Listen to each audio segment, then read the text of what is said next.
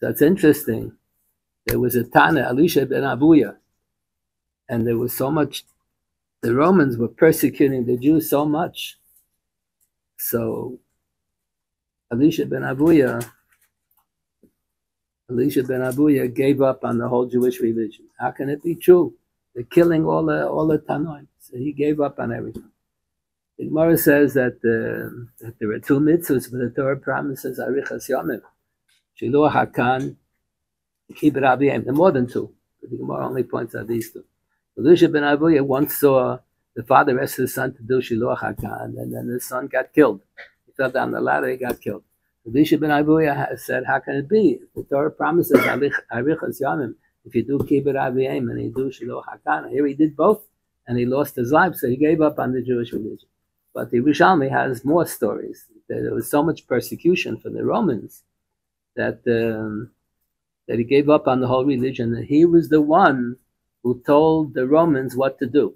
They should prohibit smicha, so there won't be any batei dinim who will be able to make kiddush hachodesh. They should prohibit bris milah, because every time the Romans would conquer another country, they would pressure all the people in the country to give up their avodah zarah and to adopt their avodah zarah. And the only ones who didn't, they weren't successful, was the Jewish people. And so they didn't give in.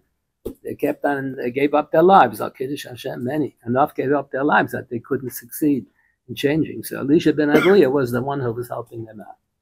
So the Gemara said they called them Acher. They called them Acher. So the Gemara has long discussions about the Acher in Maseches Chagiga. So the Gemara says, on one occasion, he heard a baskol. He heard a baskol come out from heaven. Shuva banim shavavim levad me'acher. Everyone's tshuva will be accepted except for Acher. So he realized that his tshuva won't be accepted. So they told him that you're wrong. The tshuva will be accepted. So the Gemara says that ultimately he was chayzer b'tshuva. The Gemara has like ultimately and Talmud of Rab Meir. The Gemara says usually there's a din you're not allowed to learn by a Rebbe who's not the Yirei Shamayim. And Marab Doima LaMalach Hashem Tzvakas, he actually told him the Pihu im Lava Yivakshu. The Gemara says based on the pasuk in Navi, Torah Yivakshu in Pihu ki Malach Hashem Tzvakasu. The Gemara says if the Rebbe seems to be angelic, then you should learn by him. If the Rebbe seems to be Mizalzal the mitzvahs, not so strong in observance of mitzvah, you're not supposed to learn by such a Rebbe. So they confronted Rab Meir. What is Rab Meir learning by Elisha ben Avuya? He learned by him after he gave up the whole religion. What was he learning by him? So he said that he's learned it enough to know what to accept and what not to accept from him. If you're a big Talmid Chacham and you'll know what's up the courses and what's not, then it's okay. But most people are not on that level like Rab Meir. They're not supposed to do like that. I remember on one, Rav Soloveitchik used to give a Yortzeit drasha for many, many years on his father's Yortzeit, on Gimel Shvat. So there were a few years that he was talking a lot about Acher, about Elisha ben Avuya, in the Chelik HaGoda. So I remember on one occasion he had a suggestion. The Baskal only said the pasuk Shuva Banim Shavavim. The Baskal didn't say Chutz Me'acher.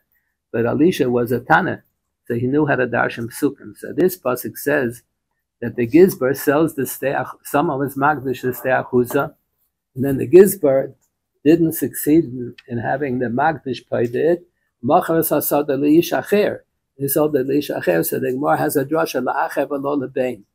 That if the Gizbar sold it to the son of the magdish, then it reverts back to become a steach huza. The bein is mamed steach huza la'aviv. It reverts back to become a steach huza.